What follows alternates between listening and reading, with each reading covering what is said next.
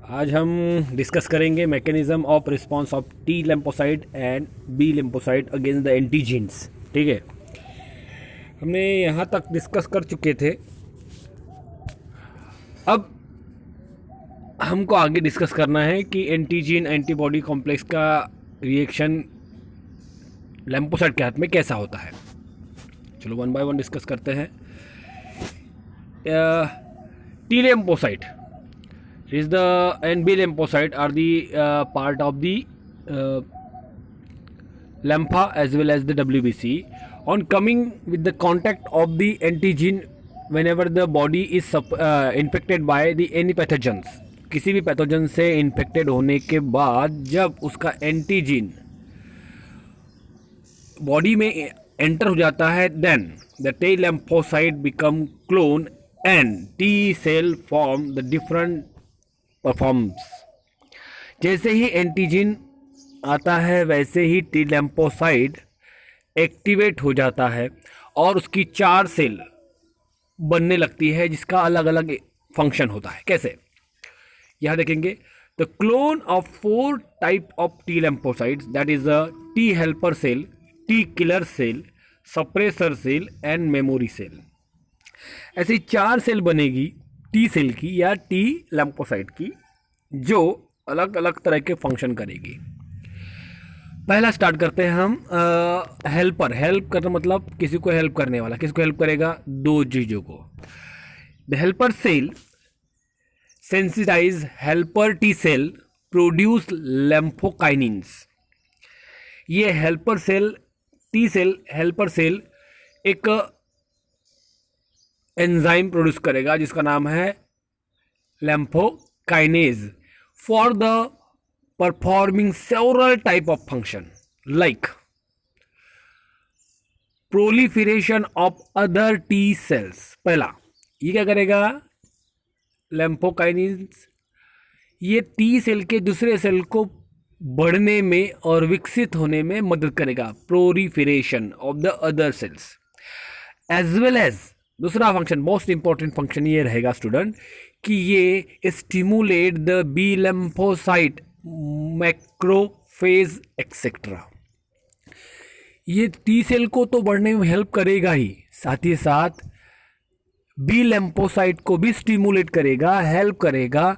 इसके साथ macrophage WBC के सेल को भी हेल्प करेगा, ताकि ये सब मिलकर एंटीजन को या हम कहेंगे माइक्रो ऑर्गेनिज्म या पैथोजन को डिस्ट्रॉय करने में हेल्प करेगा। ये हो गया पहला हेल्प करने वाला, हेल्पर टी सेल। अब आता है किलर टी सेल। किलर मतलब मारने वाला, या दूसरा वर्ड है इसको साइटोटॉक्सिक टी सेल। ये सेल ऐसे होते हैं जो पैथोजन को या माइक्रो ऑर्गेनिज्म के बॉडी के अंदर घुसकर उसको डिस्ट्रॉय कर देते हैं, इसलिए इसको किलर टी सेल या साइटोटॉक्सिक टी सेल कहा गया है। They directly attack on the and destroy the invading microbes, infected body cells as well as cancer cell.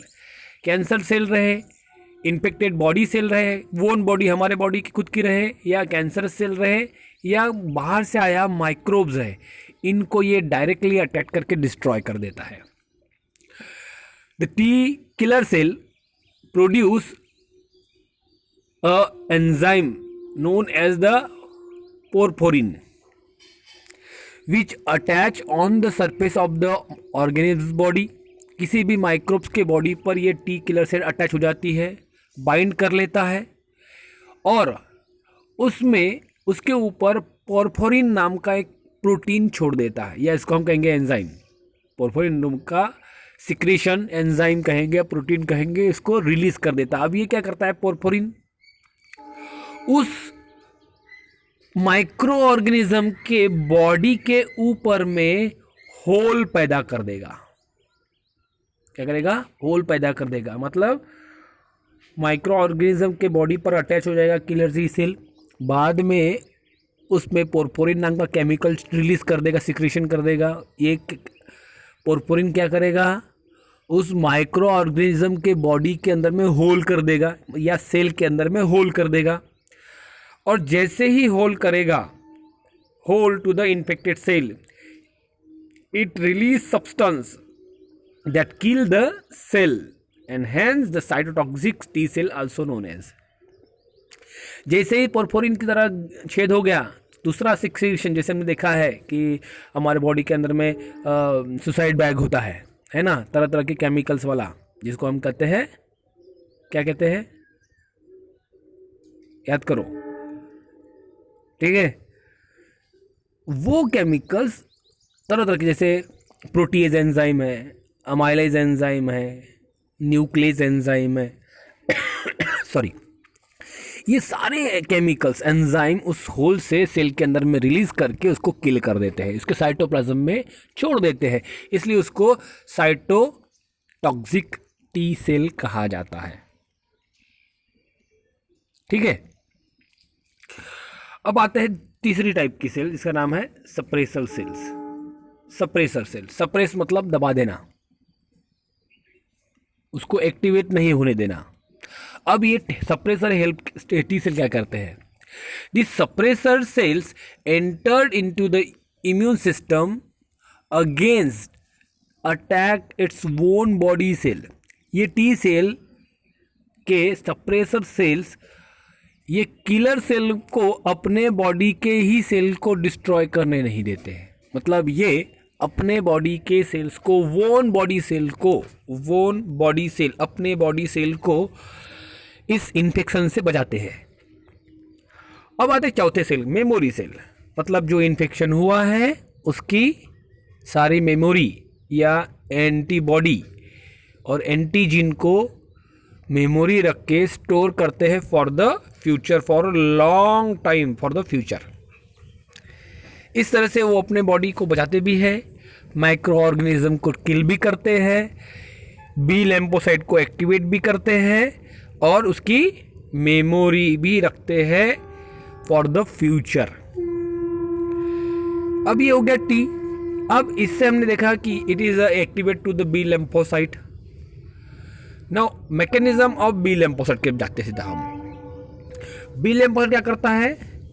Directly antigen as well as T helper cell के मदद से ये activate हो जाता है। मतलब बी लिम्फोसाइट एक्टिवेट तो होगा, लेकिन डायरेक्ट एंटीजन से तो होगा ही होगा, एंटीजन से होगा, साथ ही साथ हेल्पर टी सेल ने भी उनको हेल्प कर दिया है, स्टिमुलेट कर दिया है। अब क्या होगा? It activate lymphocyte fastly, multiplies very fast, इनकी संख्या जोरों से, तेजी से बढ़ जाएगी, and produce the clone of B lymphocyte के मल्टीप्लिकेशन होगा और दो तरह की चीज बनेंगी। एक है clone of the plasma cell, plasma cell का क्लोन बनना शुरू हो जाएगा, और दूसरी सेल बनेगी मेमोरी बी सेल, जिसमें दो ही है। उसमें जैसे टी सेल लिम्फोसाइट में 4 थे, बी लिम्फोसाइट में सिर्फ 2 ही है। एक तो है प्लाज्मा सेल्स और दूसरा है मेमोरी सेल। अब पहला काम प्लाज्मा सेल की ओर आएंगे हम, इंपॉर्टेंट है। प्लाज्मा सेल क्या करेगा? Plasma cell produce specialise glycoprotein. Plasma produce specialise glycoprotein, जिसको हम कहते हैं एंटीबॉडी, जिसको हम कहते हैं जनरल में एंटीबॉडी। हमने पढ़ चुका है एंटीजन एंटीबॉडी क्या है। तो ये प्रोड्यूस करेगा एंटीबॉडी, जिसको हम ग्लाइकोप्रोटीन भी कहते हैं। Glycoprotein called the antibody which circulate through the body fluid with the help of blood or humor like the blood and lympha या लैम्प। ये बॉडी फ्लूइड के थ्रू, बॉडी के अंदर में ब्लड सर्कुलेशन के थ्रू, लैम्फा सर्कुलेशन के through body के हर एक हिस्से में, हर एक सेल तक ये प्लाज्मा या ग्लाइकोप्रोटीन सप्लाई कर देंगे। Which contact with the antigen, this antibody bind with the antigen or cell of the microbes, remain free in the cytoplasm or cell or lamp, attach on the antigen and destroy or neutralize to the antigen या and microbes को destroy कर देंगे या उसको neutralise कर देंगे। इसका एक डायग्राम है स्टूडेंट, आपके लिए बनाया है मैंने, समझ लो। मैकेनिज्म ऑफ लिम्फोसाइट, मैंने टी और बी का नहीं दिया, सिर्फ लिम्फोसाइट कहा है। इसमें 2 टी लिम्फोसाइट और बी लिम्फोसाइट। टी लैम्पोसाइट के जैसे 4 cell, helper cell, killer cell, suppressor cell और मेमोरी सेल। हेल्पर सेल क्या कर रहा है, बी लैम्पोसाइट को एक्टिवेट कर रहा है ना। किलर सेल पोरफोरिन केमिकल बनाएगा और make hole in microorganism, infected cell और cancerous cell and release the substance and destroy them. Suppressor cell suppress the action of on our own body cells. And third, memory cell sensitize for the future or long time. B lymphocyte ने active होने के बाद it produce 2 types of cell, memory cell जो उसकी memory रखेगी और दूसरी cells plasma cell produce करेगी ग्लाइकोप्रोटीन जिसको हमने एंटीबॉडी कहा है, और ये इमोबिलाइज करेगा, आने वाला है नेक्स्ट स्लाइड में, इनमोबिलाइज करेगा उस ऑर्गेनिज्म को, सेल को या पैथोजेंस को, उसको कोट कर देगा, कवर कर देगा उसके खिलाफ, इसको ढक देगा और ढकने के बाद उसको एनफेगोसाइड थ्रू द माइक्रोब्स, उसको डिस्ट्रॉय कर दिया जाएगा या उसको फेगोसाइड कर लिया जाएगा, मतलब पूरा का पूरा निगल दिया जाएगा। इस तरह से उनका एक्टिवेशन होता है। कैसा है, this free antibody have 3 main function. उस एंटीबॉडी का इसका फंक्शन क्या है, 3 फंक्शन है। कौन से पहला फंक्शन जैसे हमने यहाँ पे लिखा है, कौन से इमोबिलाइजेशन, कोटिंग एंड फेगोसाइट्स। वैसे ही अग्लूटिनेशन मतलब जमा देना, जैसे हमारा खून जमता है ना, रक्त जमता है ना, बाहर आने के बाद में कुछ समय के बाद में अपने आप वो जमना शुरू हो जाता है, बहना शुरू नहीं होता है, बहना बंद होके जम जाता है और सिर्फ प्लाज्मा धीरे धीरे बहते रहता है, जस्ट लाइक दैट। वैसे उसको हम कहते हैं अग्लूटिनेशन या जमना। या दूसरा एग्जांपल है, मैं लेता जनरल एग्जांपल है, ब्लड हमारे बॉडी से रिलेटेड नहीं है। हम देखते हैं कि एग जब लेते हैं, अंडा लेते हैं हम, उसमें से जब कच्चे अंडे को तोड़ते हैं तो वहाँ से पानी जैसा तरल पदार्थ निकलता है, चिपचिपा होता है। लेकिन उसी तरल पदार्थ को अगर हम गर्म कर दें थोड़ा सा हल्का सा, तो वो जम के एक सफ़ेद जैसा रूप ले लेता है। तो जमने की प्रक्रिया को हम कहते हैं अग्लूटिनेशन। ये एग्जाम्पल दूसरा है बॉडी के अलावा, ठीक है। तो अग्लूटिनेशन होगा, कैसे होगा, अग्लूटिनेशन ऑफ पार्टिकुलेट मैटर, जो आया है उसको जमा दिया जाएगा बॉडी के अंदर में, include the bacteria cell, virus और अदर थिंग्स। फंगस रहे, बैक्टीरिया, वायरस रहे, इनको जमा दिया जाता है, मतलब फ्रीज कर दिया जाता है। Immobilise mass then engulf by the phagocyte, ऐसे जमे हुए मास को इमोबिलाइज मास मतलब हलचल नहीं कर सकते वो, उसको बाद में फेगोसाइट के थ्रू इंगल्फ कर दिया जाता है। दूसरा ऑप्सैनिटाइजेशन और coating of the bacteria and facilitate their subsequent phagocyte by macrophage. उसको कोटिंग करके, पहला है फ्रीज करके, दूसरा है उसके ऊपर में कोटिंग करके उसमें कवर चढ़ा दिया जाता है ताकि वो कुछ मूवमेंट ना कर सके, एंटीजन रिलीज ना कर सके, ऐसी कोटिंग कर दिया जाता है। और कोटिंग करने के बाद उसको फेगोसाइट किया जाता है माइक्रोफेज के द्वारा, मतलब WBC के द्वारा उनको फेगोसाइट कर लिया जाता है। तीसरा neutralise the toxin by releasing bacteria. ये जो एंटीजन बैक्टीरिया या वायरस ने रिलीज किया है उनके टॉक्सिन को न्यूट्रलाइज कर देंगे, बाइंड अप करके एंटीजन एंटीबॉडी कॉम्प्लेक्स बनाकर, और न्यूट्रलाइज करने के बाद उसको डिस्ट्रॉय कर दिया जाएगा, इंगल्फ कर दिया जाएगा पूरा, या उसको डिस्ट्रॉय कर दिया जाएगा। जैसे एग्जांपल दिया tetanus toxin, each antibody specific for particular antigen. हमने पहले डिस्कस कर चुके हैं कि पर्टिकुलर एंटीजन के लिए पर्टिकुलर एंटीबॉडी प्रिपेयर्ड होता है, ये मैच नहीं करते हैं, कभी भी मिक्स नहीं होगा। पर्टिकुलर मैंने पढ़ चुके 11 में लॉक एंड की हाइपोथेसिस, वैसे ही ये काम करता है स्टूडेंट। और ये पर्टिकुलर एंटीजन के खिलाफ ही एंटीबॉडी काम करता है, किसी भी एंटीजन के ऊपर में कोई भी एंटीबॉडी काम नहीं करता randomly. This all about the mechanism of action of lymphocytes. अब दूसरा आता है antigen presenting cell. Antigen presenting cells engulf invading pathogens and process of antigens. ये प्रोसेस करने वाले या रिलीज करने वाले, एंटीजन रिलीज करने वाले सेल्स को ये एंटीजन प्रेजेंटिंग सेल इंगल्फ कर लेते हैं, जस्ट लाइक द मैक्रोफेज जो बोला गया है WBC का, उसको इंगल्फ करते हैं। ये कहाँ होते हैं? Then process antigen are presented on their own body surface. अपने बॉडी को ये टच नहीं करने देते, अपने बॉडी के सेल्स को डैमेज नहीं होने देते। The cell are able to deliver the stimulatory signal that necessary for the activation of helper T cell. ये एंटीजन प्रोड्यूसिंग सेल WBC के साथ में हेल्प तो करते हैं, साथ ही साथ हेल्पर टी सेल को या टी लिम्फोसाइट को एक्टिवेट करने मत करेंगे। टी लिम्फोसाइट बी लिम्फोसाइट को एक्टिवेट करेगा। इस तरह से ये सारे ये एंटीजन प्रोड्यूसिंग सेल एंटीजन को स्टिमुलेट करके, मतलब एंटीजन आया है बॉडी के अंदर में, कोई आया है, ये समझकर लिम्फोसाइट को इन्फॉर्मेशन देने का काम या WBC को इंफॉर्मेशन देने का काम एंटीजन प्रेजेंटिंग सेल करते हैं।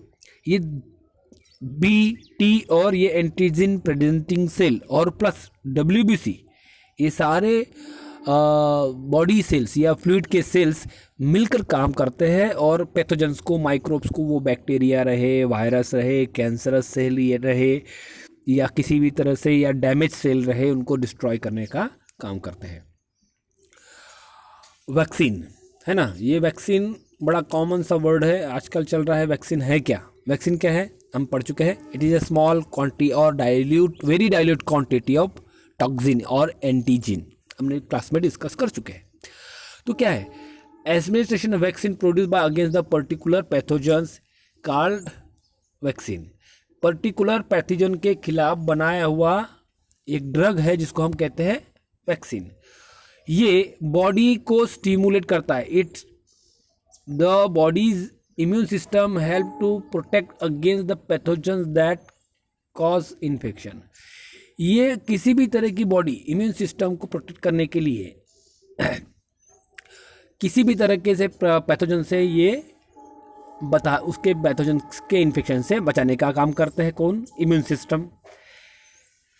It is efficient system most of the time. ये बहुत ज़्यादा वक्त में अपना आप काम करने वाले सिस्टम होती है। कौन? Immune system. वैक्सीन की बात नहीं कर रहे, अपने आप काम करने वाले सिस्टम होती है। लेकिन हम जिस जानते हैं कि हर पैथोजन की बॉडी अपनी बात खुद प्रिपेयर नहीं कर सकते। हम कर रहे हैं अभी कि कोरोना के खिलाफ हमारी बॉडी प्रिपेयर नहीं कर पाती है, लेकिन रिकवर हो जाती है। लेकिन इसलिए कोरोना की वैक्सीन बन गई है। टेटेनस की बात एग्जाम कर लेते हैं हम। टेटेनस की इंजेक्शन लेना पड़ता है हमें। हमको ये भी पता है कि HIV वायरस जो बहुत स्ट्रॉन्ग वायरस है, इसकी अभी तक कोई वैक्सीन नहीं बनी है, क्योंकि ये वायरस भी अपने आप को बदलते रहता है। इसलिए जस्ट लाइक कोरोना की जैसे ही है वो, लेकिन कोरोना से बहुत बड़ा स्ट्रॉन्गेस्ट है ये, इसलिए उसकी वैक्सीन अभी तक नहीं बन पाई है। तो ये क्या करते हैं? हमारे इम्यून सिस्टम को रिकॉग्नाइज नहीं कर पाते हैं। हमारी इम्यून सिस्टम इन चीज़ों को रिकॉग्नाइज नहीं कर पाती है मोस्ट ऑफ टाइम। तो तब ये वैक्सीन की ज़रूरत पड़ती है। Pathogen most luckily cause the problem. तरह तरह के पैथोजन बैक्टीरिया रहे, जैसे हम जानते हैं TB, ट्यूबरकुलोसिस बैसिलस, है ना, ये बैक्टीरिया से होता है। उसकी दवा लेनी पड़ती है, हमें दवा खानी पड़ती है। तो ये प्रॉब्लम पैदा करते हैं, वायरस रहे, बैक्टीरिया रहे या समटाइम फंगस आल्सो। निमेटोड्स होते हैं, बहुत सारे तरीके के ऑर्गेनिज्म, माइक्रो ऑर्गेनिज्म जो बैक्टीरिया भी नहीं, वायरस नहीं, अलग तरह के होते हैं। तो ये पैथोजन क्या करते हैं? हमको प्रॉब्लम क्रिएट करते हैं या डिसीज कॉज करते हैं। Are one of the doesn't recognise, हमारी बॉडी उसको रिकॉग्नाइज नहीं कर पाती है। तब वैक्सीन इज अ वे, ये एक रास्ता बचता है vaccine to teach the immune system to how to recognise, eliminate organism if ever exposed।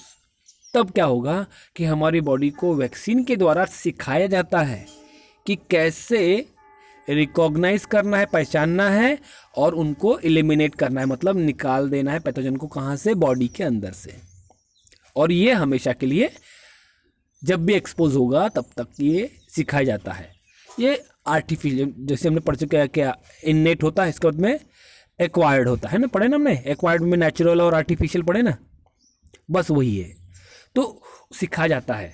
Vaccine is a important for primary prevention. Vaccine को हम प्राइमरी प्रिवेंशन के लिए तौर पे इस्तेमाल कर, जैसे हमने देखा है कि BCG का इंजेक्शन रहे या पोलियो का वैक्सीन रहे, it is a primary prevention, मतलब होने के पहले ही उसको दिया जाता है ताकि उसको भविष्य में कभी भी इसका इन्फेक्शन ना हो।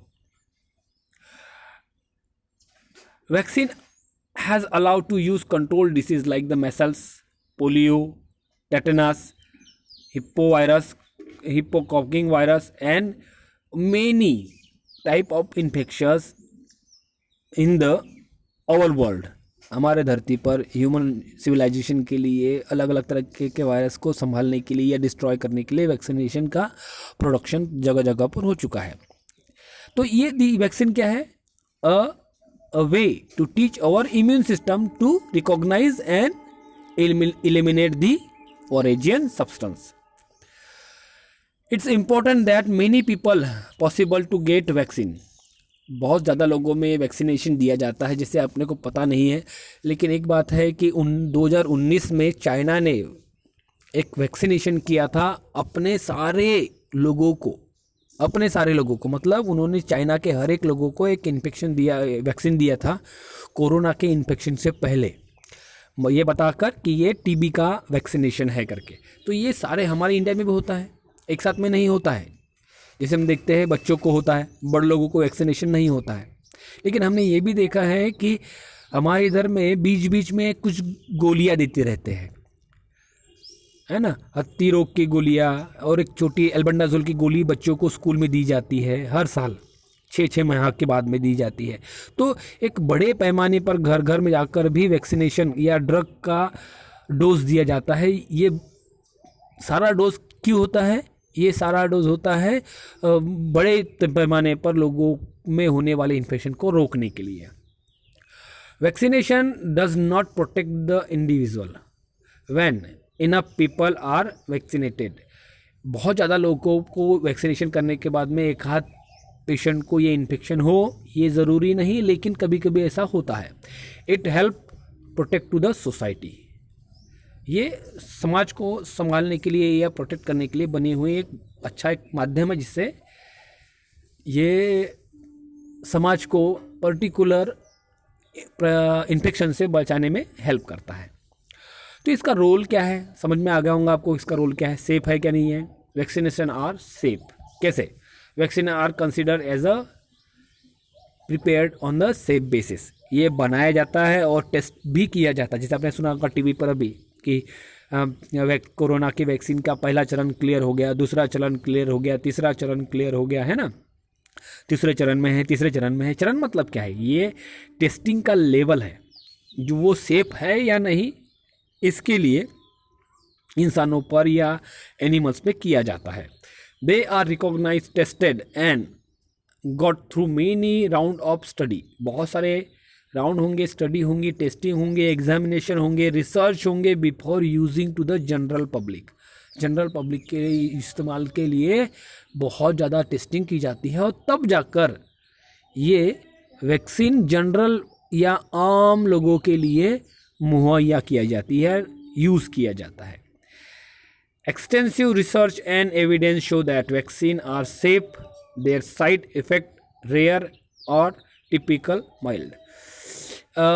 ये वैक्सीन तो जनरली सेफ होती है, लेकिन ये कुछ लोगों पर, 1-2 लोग, मतलब 1000 लोगों में से एक लोगों पर, 1 या 2 लोगों पर उसके इफेक्ट, साइड इफेक्ट जो कि बहुत ही छोटे होते हैं, मतलब मान लो चक्कर आ जाना हल्का सा, कुछ समय के लिए, बाद में रिकवर ठीक हो जाएगा, या बुखार आ जाना। हम जान चुके हैं कि वैक्सीन क्या है, it is small quantity of drug, है ना, या एंटीजन, तो उसका बॉडी पर इफेक्ट होगा ही। बुखार आएगा क्योंकि इम्यून सिस्टम को ये स्टिमुलेट करता है, तो इसके साइड इफ़ेक्ट तो होने ही हैं, हल्के से होंगे, लेकिन ये बहुत ज़्यादा नहीं, टिपिकली माइल्ड होते हैं, बहुत ही छोटे होते हैं, जिससे लगेगा आपको कुछ समय के लिए कि कुछ हुआ है, बाद में उसका कुछ असर नहीं होगा और वो इम्यून सिस्टम को एक्टिवेट कर देगा और उसको हेल्प करेगा। This is all about the mechanism of action and vaccination. ठीक है, we will continue for the next class. Thank you.